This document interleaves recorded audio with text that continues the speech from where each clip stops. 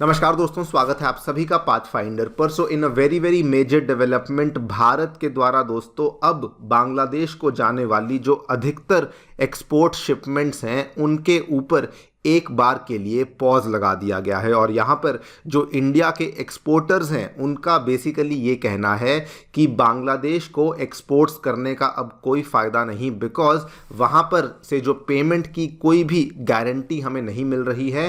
And साथ में जो बांग्लादेश के बैंक्स हैं उनकी भी हालत बहुत ज़्यादा ख़राब चल रही है। आप लोग यहाँ पे देख सकते हैं, खबर द हिंदू बिजनेस लाइन की है, कल ही खबर सामने आई है। बताया जा रहा है कि इंडिया के जो एक्सपोर्टर्स हैं वो अब अपनी शिपमेंट्स बांग्लादेश में भेजने को लेकर बहुत ज़्यादा रिलक्टेंट हो चुके हैं। बल्कि इन्होंने ये कहा है कि ऑलरेडी हमारे जो एक्सपोर्ट्स हैं वो बहुत कम हो चुके हैं और आने वाले एक महीने में हमारे जो एक्सपोर्ट्स हैं उनमें और भी ज़्यादा गिरावट देखने को मिलने वाली है। बात करेंगे दोस्तों इस पूरी डेवलपमेंट के बारे में जो हमें देखने को मिली है, ऑल्सो समझेंगे कि ऐसा बेसिकली क्यों हुआ है एंड इसके क्या क्या एग्जाम्पल्स हैं जो कि हम लोग देख रहे हैं इंडिया भर से, उसके बारे में जानकारी भी हासिल करी जाएगी। आइए शुरू करते हैं मेरे साथ। मेरा नाम है अनिरुद्ध। यदि आप लोग हमें फॉलो करना चाहते हैं, हमारे लेक्चर्स के अपडेट्स को प्राप्त करना चाहते हैं तो यहाँ पर दिए गए टेलीग्राम चैनल्स के माध्यम से ऐसा कर सकते हैं। दोस्तों आगे बढ़ने से पहले बताना चाहूँगा कि अनअकैडमी ने अपने 9 साल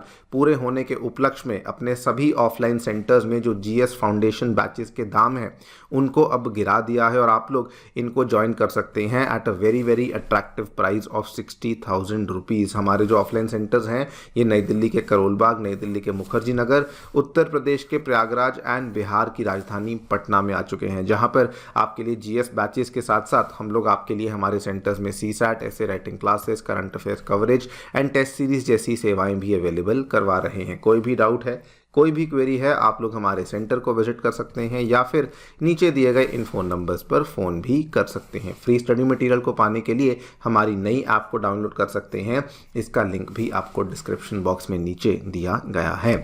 all right, so directly coming to the news, क्या देखने को मिला है, हमारी जो federation of Indian export organisation FIEO उसके जो रीजनल चेयरमैन हैं योगेश गुप्ता जी, इन्होंने दोस्तों क्या कहा है कि एक्सपोर्ट्स जो कि भारत से बांग्लादेश की तरफ जाते थे वो अब बहुत ज़्यादा गिर चुके हैं। एंड इसके पीछे मेनली जो रीज़न है वो ये है कि बांग्लादेश से अब इंडिया के एक्सपोर्टर्स को पेमेंट एश्योरेंसेस नहीं मिल रही हैं। यानी कि इंडिया से अगर कोई माल बांग्लादेश में जाता है तो बदले में एक लेटर ऑफ क्रेडिट इशू किया जाता है बांग्लादेश के द्वारा, लेकिन अब इंडियन एक्सपोर्टर्स को ये लगने लगा है कि ये वाला जो लेटर ऑफ क्रेडिट है इसको यहाँ पे ऑनर नहीं किया जाएगा, यानी कि पेमेंट समय पे नहीं आएगी, जिसकी वजह से हमारी तरफ से बांग्लादेश को जाने वाले जो एक्सपोर्ट्स हैं वो अब बहुत ज़्यादा यहाँ पे गिर चुके हैं।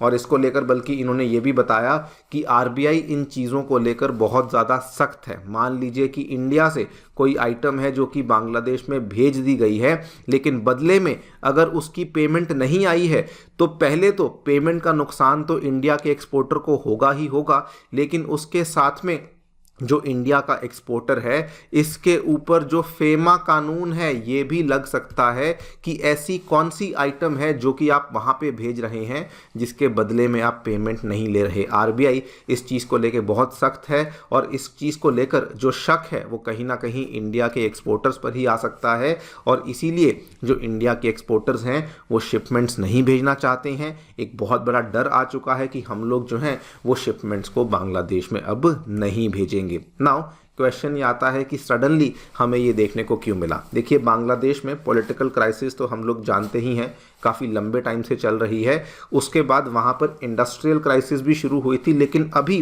कहा जा रहा है कि बांग्लादेश में जो फाइनेंशियल क्राइसिस है, उनके जो फाइनेंशियल इंस्टीट्यूशंस हैं, उनकी जो ओवरऑल GDP की ग्रोथ है उसके ऊपर भी बहुत सारे सवाल उठाए गए हैं। पिछले 2-3 महीनों में लगातार इस तरह की रिपोर्ट सामने आई हैं। सबसे पहले तो आप देखिए, पिछले ही महीने की खबर है, 20 नवंबर की खबर है, जानी मानी क्रेडिट रेटिंग एजेंसी मूडीज़ के द्वारा बांग्लादेश के 6 बैंक्स हैं जिनको अब डाउनग्रेड कर दिया गया है। आप यहाँ पे नाम देख सकते हैं, BRAC bank, City bank, Dutch Bangla bank, Eastern bank, Mercantile bank and Premier bank. इन सभी बैंकों की जो long term local currency and foreign currency को लेकर जो इनकी रेटिंग्स हैं इनको मूडीज़ के द्वारा यहाँ पर डाउनग्रेड कर दिया गया है। बल्कि इसमें से दो बैंक्स हैं जो मर्केंटाइल बैंक और प्रीमियर बैंक हैं, इसको लेकर तो ये कहा गया है कि इनकी रेटिंग तो और ज़्यादा गिर सकती है आने वाले टाइम के अंदर। इतना ही नहीं, ओवरऑल मूडीज के द्वारा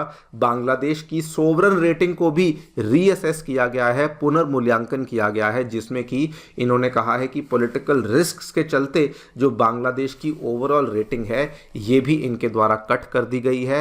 एंड जीडीपी फोरकास्ट को लेकर भी जो पहले इन्होंने कहा था कि 6.3% पर होगी, वो दोस्तों कहा जा रहा है कि अब वो केवल 4.5% पे ही हमें देखने को मिलने वाली है। और यहाँ पर भी जो इन्होंने पूरे बांग्लादेश की रेटिंग को कट किया है, इन्होंने मल्टीपल पैरामीटर्स की बात करी है। पहले तो इन्होंने बोला है कि फॉरेक्स क्राइसिस शुरू हो चुकी है, दूसरा दे आर सेइंग कि इन्फ्लेशन को लेकर भी प्रॉब्लम शुरू हो चुकी हैं, एंड तीसरा इन्होंने कहा है कि मैन्युफैक्चरिंग कैपेसिटी भी बांग्लादेश की बहुत कम हो चुकी है, जिसकी वजह से ये सारे के सारे चेंजेस अब हमें देखने को मिल रहे हैं। इन्हीं दो मेन कारणों की वजह से जो भारत के व्यापारी हैं वो अब बांग्लादेश के साथ व्यापार करने में उतना इंटरेस्ट शो नहीं कर रहे। एंड बल्कि भारत के द्वारा तो ये भी कहा गया है कि जो मेनली हमारा व्यापार होता है, हम सभी जानते हैं दोस्तों, वो बांग्लादेश के साथ लैंड पोर्ट्स के थ्रू होता है, और उसमें पेट्रापोल बेनापोल का जो ये लैंड पोर्ट है जो कि साउथ एशिया का सबसे बड़ा पोर्ट है, इसी के माध्यम से व्यापार होता है। ऑलमोस्ट 70% ऑफ जो ट्रेड है ये इसी लैंड पोर्ट के माध्यम से होता है। लेकिन व्यापारियों का यहाँ पर ये कहना है कि अब ऑलरेडी इस लैंड पोर्ट के माध्यम से जो व्यापार है वो नीचे जाना शुरू हो चुका है, और आने वाले 1 महीने में ये वाला जो व्यापार है ये इसमें और भी ज़्यादा यहाँ पर कम होना शुरू हो जाएगा। यानी कि 1 महीने बाद जो इंडिया का एक्सपोर्ट है बांग्लादेश को, उसमें हमें और भी ज़्यादा गिरावट देखने को मिलने वाली है।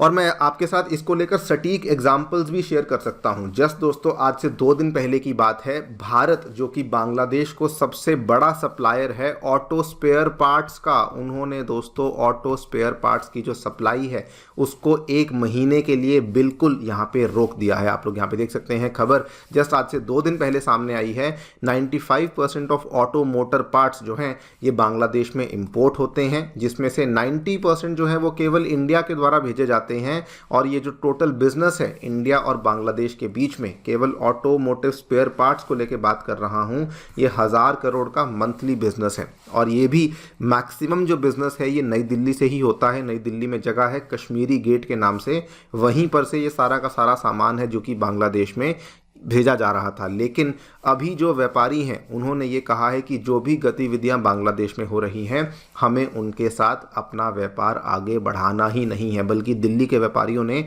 ये भी कहा है कि भले हमें नुकसान हो जाए लेकिन हम लोग बांग्लादेश के साथ अपने व्यापार को आगे नहीं बढ़ाने वाले हैं। 20,000 से भी ज़्यादा व्यापारी हैं जो कि एक साथ आए हैं, जिन्होंने इस चीज़ को लेकर खुद ही कहा है कि हम लोग जो हैं बांग्लादेश के साथ व्यापार नहीं करेंगे जब तक बांग्लादेश में माइनॉरिटीज़ के ऊपर जो अटैक्स हो रहे हैं वो वहाँ पर बंद नहीं होंगे। इतना ही नहीं, इसके पहले जस्ट हमने पिछले 10-12 दिनों में ऐसी बहुत गतिविधियां देख ली हैं। बांग्लादेश के साथ बंगाल के जो लैंड बॉर्डर्स हैं वहाँ पर पहले उन्होंने, आपको याद करवा दूं, 24 आवर्स के लिए ट्रेड को सस्पेंड किया। उन्होंने कहा कि अगर बांग्लादेश ने अपनी हरकतों को नहीं सुधारा तो हम लोग 5 दिन के लिए बंद करेंगे, और अगर फिर भी नहीं सुधारा तो हम लोग एसेंशियल कमोडिटीज़ जैसे पोटैटो हुआ, अनियंस हुआ, इन सब का जो एक्सपोर्ट है वो भी यहाँ पे बंद कर देंगे। बल्कि बंगाल में कई सारे होटल्स, कई सारे रेस्टोरेंट्स हुए, इन्होंने भी ये बोला है कि हम लोग भी अब बांग्लादेशियों को एंटरटेन नहीं करने वाले। वहीं पर त्रिपुरा, आसाम जो कि बांग्लादेश के दूसरे इंडियन स्टेट्स जो कि नेबरिंग स्टेट्स हैं, उन्होंने ऑलरेडी वहाँ पे जो Indo Bangladesh chamber of commerce है उन्होंने भी दोस्तों बांग्लादेश के साथ अपने ट्रेड टाइज को एक बार के लिए बॉयकॉट कर दिया है। ये सारी डेवलपमेंट्स हमें पिछले 2 हफ्तों में ही देखने को मिली हैं। त्रिपुरा में भी प्राइवेट हॉस्पिटल्स ने मना कर दिया है कि बांग्लादेश के पेशेंट्स को हम लोग यहाँ पे ट्रीटमेंट नहीं देने वाले हैं। इन्होंने कहा भले कोई मेडिकल इमरजेंसी भी हो तब भी हम लोग यहाँ पे ट्रीटमेंट्स को आगे नहीं बढ़ाने वाले हैं। अब अगर आप इस पूरी चीज़ को कंबाइन करें कि ओवरऑल एक तरफ तो एक्सपोर्ट तो वहाँ पे डाउन हो ही रहा है, लेकिन अगर आप बांग्लादेश की इंटरनल हालातों को देखें जो कि उनकी टेक्सटाइल इंडस्ट्री में हो रहा है, it seems very very clear कि बांग्लादेश की जो इकोनॉमिक क्राइसिस है ये अब बहुत ज़्यादा सिवियर होने वाली है। देखते हैं आगे चलकर क्या होता है। आपकी दोस्तों क्या राय है हमें डेफिनेटली बताएं कमेंट सेक्शन में। Thank you so much for listening, stay tuned and